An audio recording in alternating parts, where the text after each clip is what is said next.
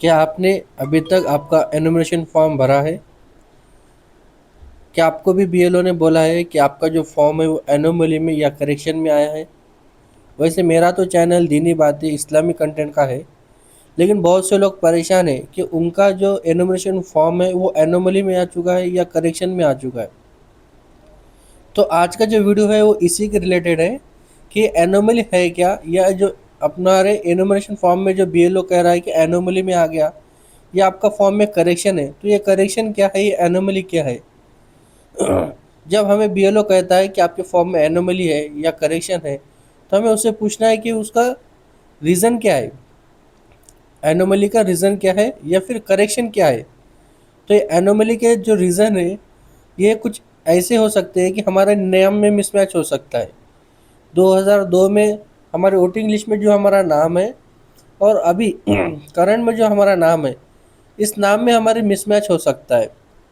या फिर हमारे डेट ऑफ बर्थ में 2002 की डेट ऑफ बर्थ और अभी जो करंट की हमारी इलेक्शन पे डेट ऑफ बर्थ है, इसमें अगर मिसमैच है, तब भी हमारा जो एनुमरेशन फॉर्म है वो एनोमली में आ सकता है।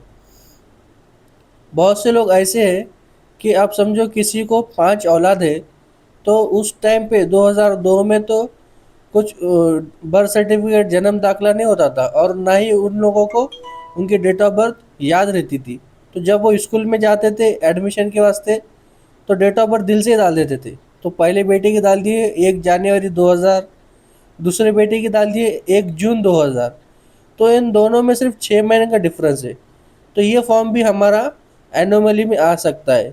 क्यों? तो इलेक्शन कमिश्नर ये कह रहा है कि हर बेटे के अंदर, हर औलाद के अंदर कम से कम 9 महीने का गैप होना कंपलसरी है। और फिर बहुत से ऐसे फॉर्म है कि माँ की या बाप की उम्र में और औलाद की उम्र में 15 साल या उससे कम की उम्र है, 15 साल या उससे कम उम्र है, तो ये फॉर्म भी एनोमली में आ रहे हैं। इलेक्शन कमीशन का ये कहना है कि पेरेंट्स की डेट ऑफ बर्थ में और उनके औलाद के डेट ऑफ बर्थ में कम से कम 18 से ऊपर का डिफरेंस होना ज़रूरी है, 18 के बाद का डिफरेंस होना ज़रूरी है। 18 से नीचे अगर कोई भी एज का होगा, गैप होगा, तो वो फॉर्म भी एनोमली में आ सकता है। तो ये कुछ रीज़न्स है जिसकी वजह से फॉर्म्स जो है हमारे एनोमली में आ रहे हैं। तो हमें सबसे पहले तो वो एनोमली का जो रीज़न है वो बीएलओ के पास से लेना है कि हमारा जो एनुमरेशन फॉर्म है वो किस वजह से एनोमली में आया है, ये उसका रीज़न उनके जो बीएलओ ऐप है वो ऐप में दिखता है। अगर हमारा फॉर्म एनोमली में हो या ना हो, हमें एनुमरेशन फॉर्म हर हाल में भरना है।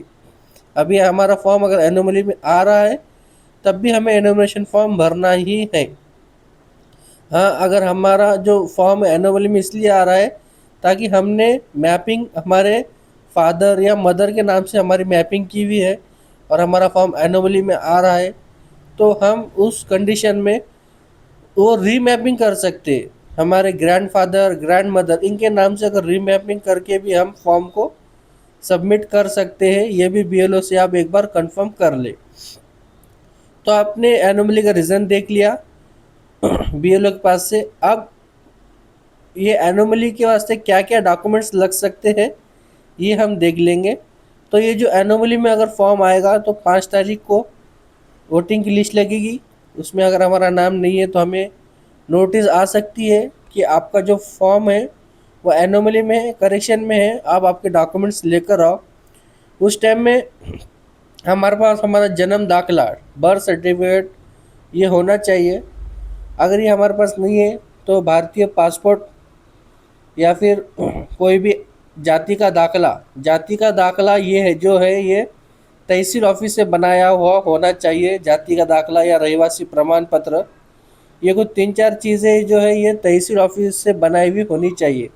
जाति का प्रमाण पत्र या रहवासी प्रमाण पत्र, बाहर पासपोर्ट भी चलता है, जन्म दाखिला भी चलता है, या शैक्षणिक प्रमाण पत्र, 10वीं की मार्कशीट, 12वीं की मार्कशीट, उन पर हमारे माँ का बाप का नाम होता है। माँ का नाम होता है 10वीं की मार्कशीट पे, 12वीं की मार्कशीट पे, तो ये भी एक वैलिड डॉक्यूमेंट है। नहीं तो फिर हमारे को शैक्षणिक प्रमाण पत्र में टीसी भी चलेगी। बहुत से लोग इसे एलसी कहते हैं। तो टीसी या एलसी दोनों में से जो जो भी है वो चलेगा। कौटुंबिक नोंद हुई मतलब हमारे पास राशन कार्ड अगर है तो वो भी कई कंडीशन में चल सकता है राशन कार्ड। या फिर हमने 2002 के टाइम पे कोई ज़मीन या घर लिया है और वो गवर्नमेंट से रजिस्टर्ड है, उसका रजिस्ट्रेशन के डॉक्यूमेंट्स अगर हमारे पास है तो वो भी डॉक्यूमेंट हमारे चल सकते हैं।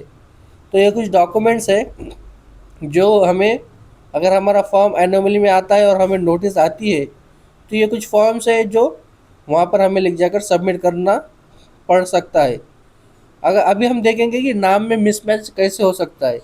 ये कोई बहुत बड़ी बात नहीं कि हमारा जो नाम में मिसमैच है ये बहुत से लोगों के आ रहे हैं।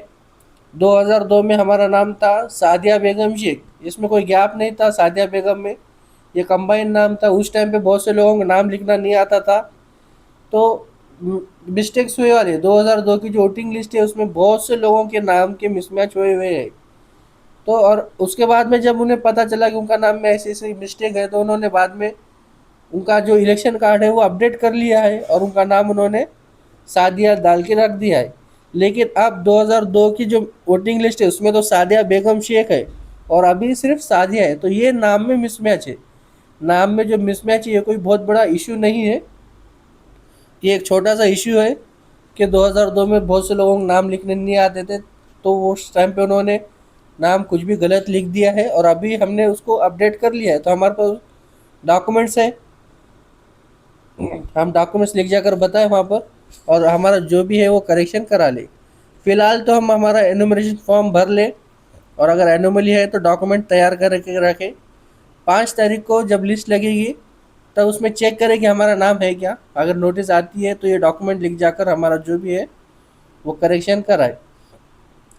तो ये वीडियो बहुत से लोगों को शेयर करो क्योंकि बहुत से लोग परेशान है कि हमारा जो फॉर्म है बीएलओ ने तो बोल दिया कि हम एनोमली में है तो ये हमें क्या करना है क्या नहीं। बहुत से लोग परेशान हैं, उन्हें समझ नहीं आ रहा है कि क्या करें अब आगे। बहुत से लोग कुछ कुछ भी कोई भी कुछ भी बोल रहा है कि आपको ये डॉक्यूमेंट लगेंगे या फिर आपको आपका नाम कट कट कर देंगे। बहुत से लोग कोई भी कुछ भी बोल रहे हैं तो ये जो वीडियो है लोगों को शेयर करो और उन्हें बताओ कि क्या क्या डॉक्यूमेंट उन्हें तैयार रखने हैं और इस वीडियो को ज़्यादा से ज़्यादा शेयर करके लोगों को सतर्क करो और हमारे चैनल को सब्सक्राइब करो।